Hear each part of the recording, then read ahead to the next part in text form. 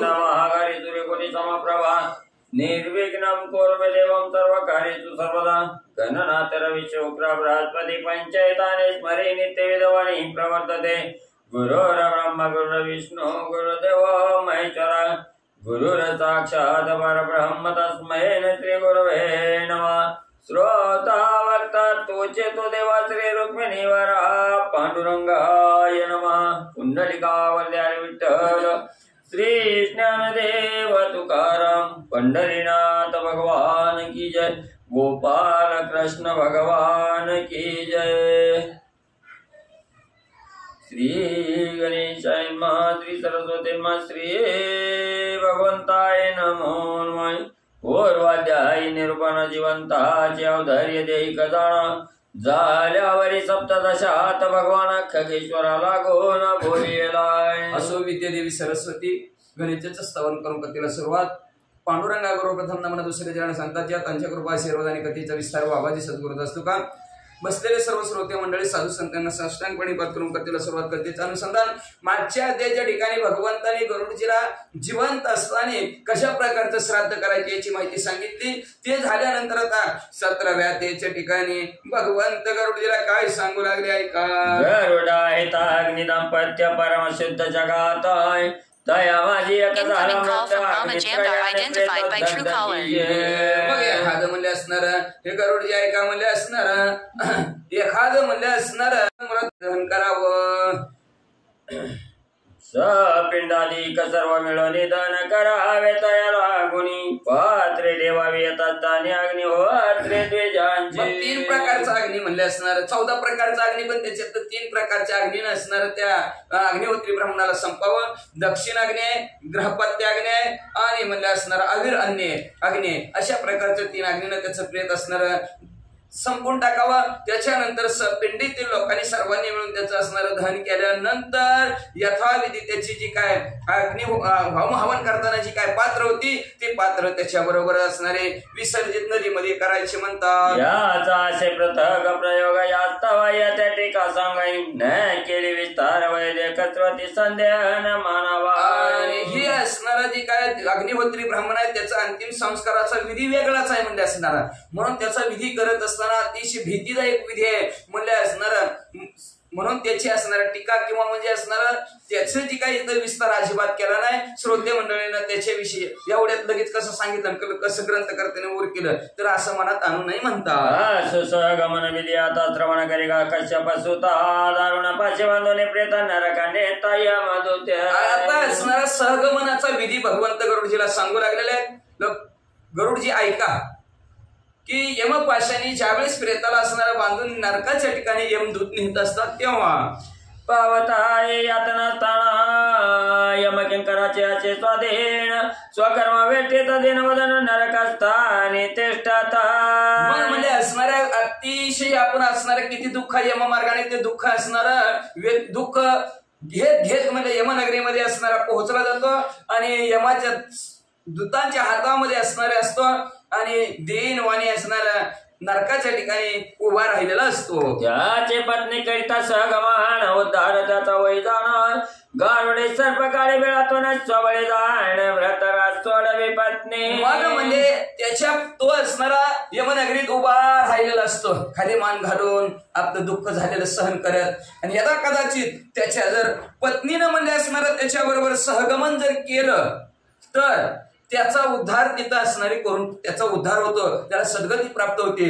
जसं गारुडी बिळातनं सापाला बाहेर काढावा तसं पत्नीनं पती बरोबर सहगमन केलं की कितीही पाप असला तर त्याचा उद्धार ती स्त्री करती म्हणतात। पती असे ब्रह्मात्यारे कृतघ्न तो मित्र द्रोह करे ऐशा सई सती उद्धरी सहगमन करणीयाय। पत्नीनं जर पती बरोबर सहगमन केलं तुम्ही म्हणता सहगमन म्हणजे काय असतं। सहगमन म्हणजे त्याची चिता पेटली की त्या चितेमध्ये आपण ही उडी टाकणे ह्याला सहगमन म्हणतात। आपल्या भाषेत सांगायचं म्हणतात सतीची चाल म्हणतात आणि ते सतीची चाल लाला लजपत रायाने असणारी ती बंद करून टाकली आणि मग म्हणजे असणारा पती म्हणजे ब्रह्महत्यारी असेल कृतज्ञ असेल मित्रांचा विश्वासघात करणारा असेल अतिशय महापापी जरी असला तरी त्याचा उद्धार पत्नीने सहगमन केल्याबरोबर होतो म्हणतात. व्रतारा सहवर्तमान स्वर्गे सुखे वशे जाणा 3.5 कोटी रोम प्रमाण अंगाभारे तिने जर सहगमन मालकाबरोबर केलं तर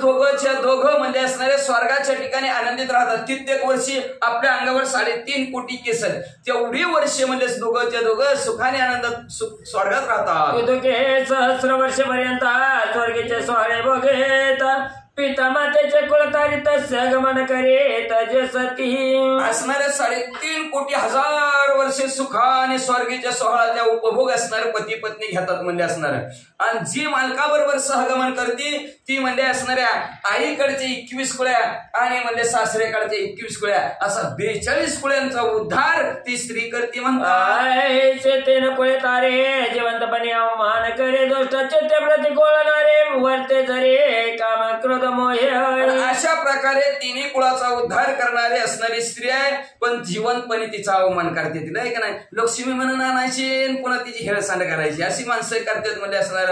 मग म्हणजे असणारे आता कदाचित प्रकृतीनुसार प्रतिकूल असणारे दुष्ट चित्ताची स्त्री असणार आहे. काही असणाऱ्या अशा स्त्रिया जाड कर्म करतात का खाऊ नाही ती खातात पिऊ नाही ती पितात आणि जसं वागायचं नसतं ते काम क्रोध मद मत्सर दोंब अहंकारामुळे वेड वाकडं वागतात म्हणले. ते काळे व्रत हरत मरणाचं गमन करे प्रेती नाही तर ते अत्यंत पावन भुवन त्रय माझारी. जर यदा कदाचित म्हणजे जिवंतपणे असणारी नवऱ्याची हेळसांड करीत असेल अपमान करीत असेल दुष्ट चित्ताने त्याच्याबरोबर कधीच असणारे व्यवस्थित वागलेली नसेल म्हणजे काम क्रोध मद मोह आणि त्याच्याबरोबर सारखं भांडण करत असेल जर अंतकाळी मालकाचं नाव घेऊन तिनं जर मालकाबरोबर जर सहगमन केलं तर स्वर्गमुक्ती पाताळात तिची असणारी कीर्ती फडकली जाते का तर तुकाराम महाराजाचं प्रमाण आहे. पतिव्रता तिची चाले देवावरी सत्ता.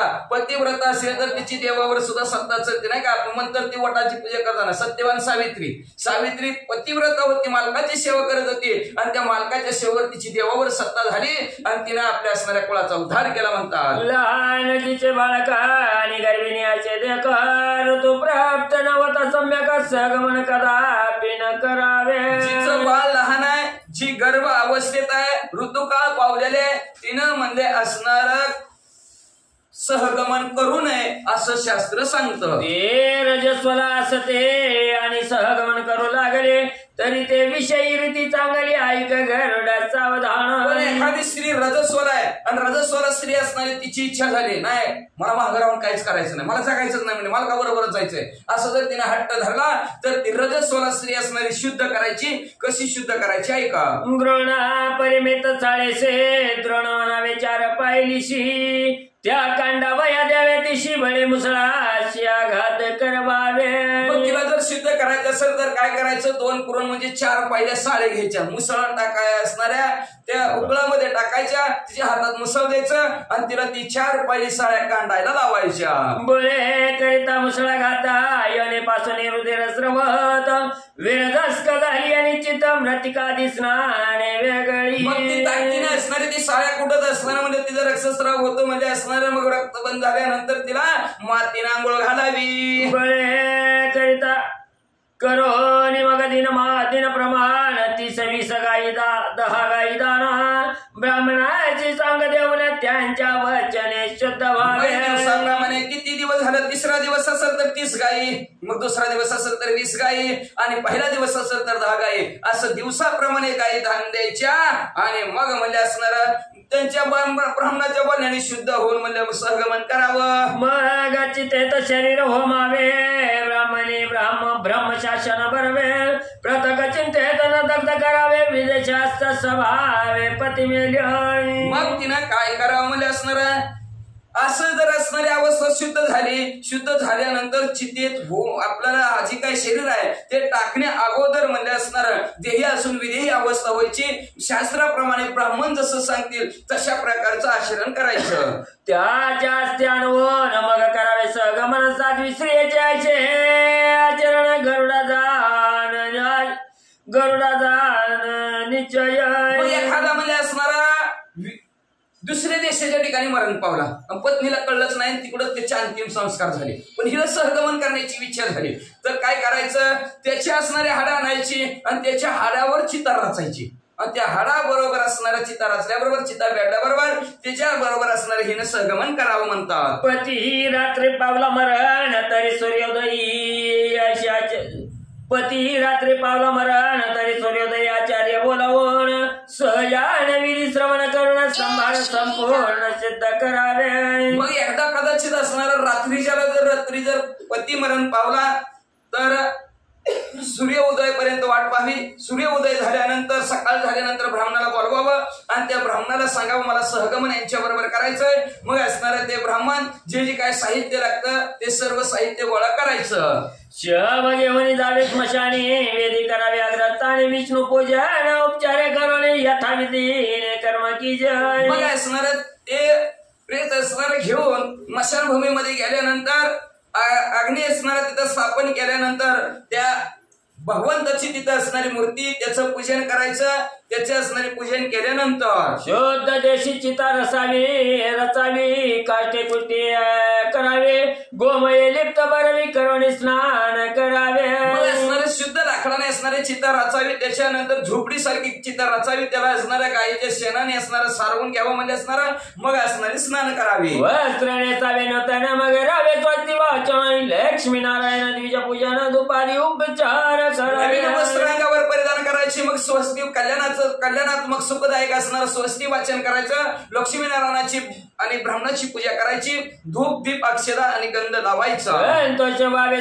दिग्फळांच्या करावे पूजन रुद्र पूजावा सगळ्यांना देश काल संकीर्तन करावे. लोकांना सगळ्यांना आनंदित करावं. दिग्फळांचं असणारं पूजन करावं. महादेवजीचं पूजन करावं. त्याच्यानंतर देश काळानुसार भगवंताचं नामस्मरण चिंतन करावं. जन्मीचे जळ पाप जे केले काम रूपाई भगवंतोच्चारी मोहन पत्रे लागीन व्हावा.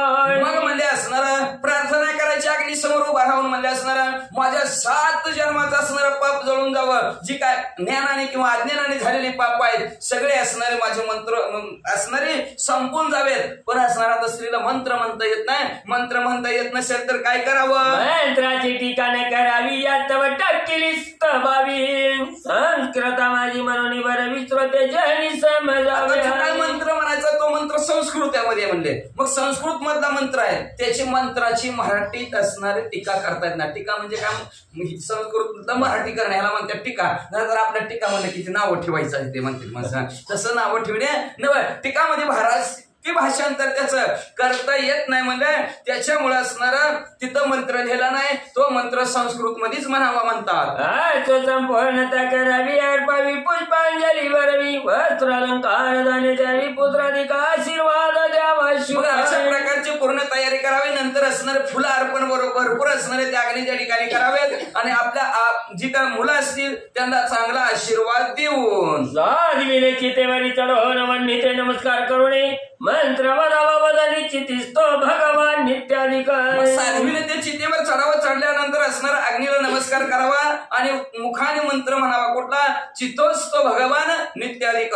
ज्या चिते अग्निदेव असणाऱ्या त्या अग्निदेवाचा मंत्र तो म्हणावा म्हणतात. मंत्रोक्त अग्नीचे अर्घ्य द्यावे मग सूर्याचे अर्घ्य अर्पावे. त्याही मंत्राचे श्रवणावर विद्वज्जन केले पाहिजे. मंत्रोक्त असणारा अग्नीला अर्घ्य द्यायचं. मंत्र म्हणून सूर्यदेवाला अर्घ्य द्यायचं. ब्राह्मण मंडळी अर्घ्य देत असताना मंत्रे म्हणतील ती मंत्र आपण ऐकायची म्हणतात. स्वर्ग सूर्याचे देवने पतीचे मग मुखवी लोकुणी ऐसे बोलावे बदनी चितस्थानी स्त्रियेने. मग सूर्याला अर्घ्य दिल्यानंतर आपल्या त्या चितेत असणाऱ्या मालकाचं मुख बघायचं. मुख पाहिल्यानंतर चेहरा पाहिल्यानंतर त्या चितेच्या ठिकाणी स्त्रीने काय प्रार्थना करायची काय मुखाने बोलायचं आहे का. तो ब्रह्मा तो रुद्र तो रवी तो प्रजापती इंद्र अष्ट वसु परमात्मा सर्वेश्वर विष्णू शरण मी तुला. ब्रह्मा माझे तुम्हीच आहोत म्हणजे रुद्र तुम्हीच आहोत. विष्णू तुम्हीच आहोत म्हणजे असणार रवी चंद्र असणार प्रजापती तुम्हीच आहेत. अष्ट वसु परमात्मा सर्वेश्वर तुम्हीच आहोत. मी तुम्हाला शरण आले म्हणायचं.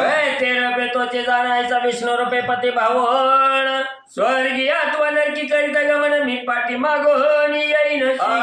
पती रूपातच भगवंताला पाहायचं आणि भगवंताला असणारं पती रूपात भावून म्हणले असणार तुम्ही स्वर्गाच्या ठिकाणी असो किंवा नरकाच्या ठिकाणी असावं मी तुमच्या पाठीमागून यायला लागलेले आहे असं म्हणायचं. ब्रह्मत्यादि पापापासून मी सोडविन यमलोकातून ब्रह्म विष्णू साक्षी सूर्यजनी आणि दिग्पती तैसाची. ब्रह्महत्यासारख्या पापातून तुमची सुटका करण्यासाठी मी यायला लागलेले आहे. तुम्ही तिथं थांबा म्हणले. ह्याला साक्षी ब्रह्मा विष्णू महेश आहेत म्हणले. आदित्य चंद्रान हर वायू आकाश भूमी सलिल रात्रंदिवस दिवस सकळ मम सास्य तुष्ट तपय. अहो म्हणले असणार मी जी काय आता साहस करणार आहे सहगमन तुमच्या बरोबर करणार आहे अग्नीमध्ये उडी टाकणार आहे त्या साहसाच्या जोरावर पृथ्वी आप तेज वायू आकाश असेल हे पंचमहाभूत असतील किंवा असणारे 33 कोटी देव असतील हे सर्व तुमच्यावर प्रसन्न व्हावेत आणि माझ्यावर बी प्रसन्न व्हावेत. ऐशे करून उच्चारण हरिद्रा कुंकुम वस्त्रदान पंच सुवासिनी शिशुर्भान वायने सुलक्षण द्यावी तेव्हा. अशा प्रकारात मुखाने बोलायचं उच्चारण करायचं हळदी कुंकू आणि वस्त्रदान करायचं. मग 5 सुवासिनी असतील त्या 5 सुवासिनीला म्हणजे सुपातून म्हणजे असणारं सौभाग्याचं जे काय अलंकार असतील ते असणारं दान करावेत. देवांचे करावे निमंत्रण सते सत्व परायण बोल सत्व पूर्ण लक्ष्मीनारायण वायने संतुष्ट निगाड सत्व देई. मग त्याच्यानंतर असणारे देवाला आमंत्रित करावं आणि देवाला म्हणायचं असणार माझं असणार जे काय सतीत्व आहे हे सतीत्वाला तुम्ही ताकद द्यावी. ही असणारे लक्ष्मीनारायण मी आज म्हणले असणाऱ्या सर्वांना ह्या सुपातून सौभाग्याचं देणं दान करून म्हणले त्या पुण्याईने म्हणले असणारं सतीत्व चाललेलं आहे तर त्या सतीत्वाला ताकद द्या. साहित्य शोर्पवायन देते मी भगवंता तुझं लागून सत्व द्यावे मज गहन ऐशे बोलून पुल्या पदरी. असणारे सुपातून दान भगवंत तुला तुझ्यापर्यंत पोहोचावं त्या पोहोचलेल्या दानाच्या पुण्याच्या जोरावर मी म्हणजे असणारा माझ्या मालका बरोबर चाललेले आहे तर आमच्या दोघांचाही उद्धार व्हावा. सांजन रत्न पंचहक बांधावे मुक्त फल बकरी घालावे मग मंत्रोच्चारण करावे ब्रह्माना आज्ञेप्रमाणे. मग असणारे काजळ म्हणजे डोळ्यामध्ये घालावं 5 रत्न असणारे कमरेमध्ये बांधावेत म्हणजे असणारा त्याच्यानंतर असणारा मोती हिरेमाईक मोती बांधावेत आणि त्या मानेच्या ठिकाणी मोती बांधून म्हणले मग मंत्राचा उच्चार करावा ब्राह्मणाची आज्ञा घ्यावी आणि मग काय करावं आईचे बोलणी मग ग्रंथ करावे संपूर्ण विधियुक्त अधिकारानुसार ग्रंथ विधी समस्त करावा. अशा प्रकारचा मंत्र म्हणावा मग आपलं शास्त्रोक्त पद्धतीने म्हणजे अधिकारानुसार म्हणजे असणारं कृत्य ब्राह्मणाकडून करून घ्यायचं अग्नीमध्ये उडी टाकायची. या होती मंत्राचे ठिकाण केले श्रोते होते का सहगमन प्रयोग निका वेगळा आहे स्वतंत्र. आहुती टाकत असताना मंत्र म्हणायचा असतो त्या मंत्राची ही टीका इथं असणाऱ्या लिहिली नाही. श्रोते मंडळीला संशय घेऊन म्हणजे का सहगमनाचा जो काय प्रयोग आहे तो वेगळाच आणि स्वतंत्र आहे. कुणाला जो आवडतंय तिचा त्याला नाही म्हणले. त्या माझ्याचे सर्व विधान यात त्यावती सोडून पुढे चालविले अनुसंधान श्रोते दोषानं न ठेवावे. त्यातलं म्हणजे जे काय असणार आहुती टाकताना जो काय मंत्र म्हणायचे ते आहुती कसे टाकायची ते असणारे मंत्र वेगळेच आहेत म्हणजे मग ते वाजवण्यात सारलं आणि श्रोते मंडळीनं त्याच्यावर असणारं लक्ष न देता पुढची कथा आहे का म्हणतात अग्न्यादे रुद्रपर्यंत दशावती जाणवण्याचे विधान झाल्यावर समाप्त विसर्जावे देवाग्नी. मग अग्न्यादे असणार महादेव जे आहेत यांना 10 आहुती द्यायच्या म्हणले आणि 10 आहुती झाल्यानंतर म्हणले असणार उत्तर पूजा करावी म्हणतात. चेता मगाने एक करावी दाने चिता पूजन करावे स्वस्त म्हणे 3 प्रदक्षिणा करून अर्पणे पुष्पांजली अग्नी. अनेक प्रकारची दानं करावेत चितेचं पूजन करावं ती पण स्वस्त मनाने बरं का मन स्थिर करून आनंदित असणार प्रेमाने असणार श्रद्धायुक्त अंतकरणाने पूजा करावी. त्या अग्नीला 3 वेळेस प्रदक्षिणा करावी फुलं अर्पण करावी. मग बोलावायचा मंत्र त्याचा अर्थ आहे का समग्र तू अग्नी सर्वभूत हात चराचर साक्षीवंत संचार पै तुझा.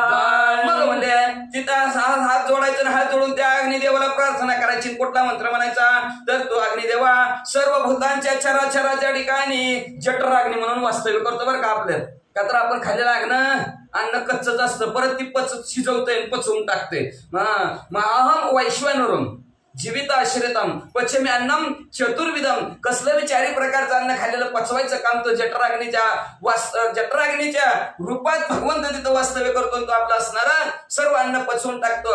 असं साक्षीवंत असणारा जठराग्नी सर्वांच्या हृदयात वास्तव्य आहे का नाही. सगळ्याला साक्षीवंत आहे का नाही. कुठलं बी काम करा आपण म्हणतो कोणी बघत नाही काय कळत नाही कोणाला, त्या अग्निदेवाला सगळं कळतं म्हणतात. देवा तू सर्व जाणसे मानव योनीचे तो विशेषी वा वा. मी बिहोन वैदव्यासी भ्रतारे गमन देवा तू सर्व असणारा जाणतो, सगळं तुला कळतं म्हणले असणार. मानव योनीमध्ये तुझं विशेष असणारं कार्य आहे म्हणले असणार. का तर ह्या मानव योनीत आल्यानंतर वैधव्य फार कठीण आहे म्हणले, आणि त्या वैधव्याला घेऊन म्हणले मी मालकाबरोबर सहगमन करायला लागले. तू मार्गे मार्गे हे नेई माझा भ्रतारा जवळ सहज हे शरीर दहन करून मदत करी शीघ्र दिव्य अग्निदेवा म्हणले असणार मला पुण्याच्या मार्गाने माझ्या मालकाजवळ घेऊन जा बाबा, आणि म्हणून म्हणले माझं असणार शरीर तुला अर्पण करायला लागल्यात. मला लवकरात लवकर दिव्य दे आणि मालकाजवळ पोहोचेव. साची करी व्रतार देह जाळणी सर्व पाप समो मज स्वर्गी नेई व्रतारास हा देह आलिंगने प्रवेश करते. अग्निदेवा म्हणले असणार माझ्या मालकाने जी काय पाप केलं असेल ते मी पाप संपून टाक, जाळून टाक त्याचं पाप म्हणले असणार, आणि मला मी माझ्या मालकाबरोबर स्वर्गाच्या ठिकाणी घेऊन जा. म्हणून असं अग्नीमध्ये असणार परत उडी आईचे बोलून कोलित घ्यावे कुठे लागी सोय लावावे पती सदग्ध व्हावे आईचे करावे सती. अशा प्रकारे बोलायचं असणार. ती दिवटी असणारे हातात घ्यायची म्हणजे असणार स्वतः त्या चित्तेला अग्नी लावायची आणि आपण त्या अग्नीमध्ये असणारी उडी करायची टाकायची. अशा प्रकारे सतीनं सहगमन करावं भगवंत गरुडजीला सांगतात. प्राणोत्क्रमहानंतर पुत्रे अवधार्य देईक समग्र प्रथक यथा प्रकार भक्ती करणे करावे. प्राणोत्क्रमण झाल्यानंतर दोघांचाही प्राण गेल्यानंतर त्यांचं 10वा असेल 13वा असेल सावडाचा कार्यक्रम असेल श्राद्धाचे कार्यक्रम त्याच्या भक्तिवान मुलाने भक्तियुक्त अंतःकरणाने करावे म्हणतात. अंतर पडो न द्यावे किंचे हेताचे आख्यान सतीचे समस्त महापवित्र होय यथोचित तुझं प्रतीक असो म्हणजे अशा प्रकारचं दोघांमध्ये अंतर पडू नये म्हणून म्हणले असणार. आणि सतीचं सहगमनाचं भागच राहिलं सांगितलंच नाही आम्हाला, हे असं वाटू नये म्हणून म्हणजे असणार. हे असणार महापवित्र असं आख्यान भगवंत म्हणतात तुम्हाला सांगितलं. आईचे गरुडाचे निवेदन सोमके करी मधुसूदन शौनका प्रतिसुत कथन करे आपण माधव. अशा प्रकारे स्वतःच्या मुखातून भगवंत गरुडजीला यथोचित असणारी सुंदर असणारी कथा सांगत आहेत. तीच असणारी कथा गरुड पुराणाची शौनादिक ऋषीला सुत महाराज नेहमी शारण्याच्या ठिकाणी सांगतात. तीच कथा माधवजी तुम्हाला आम्हाला इथे सांगत आहेत. इथे गरुड पुराणे गरुड नारायण संवादे सहगमन विधी वर्णनम नाम सप्तोदश अध्याय. श्रीकृष्ण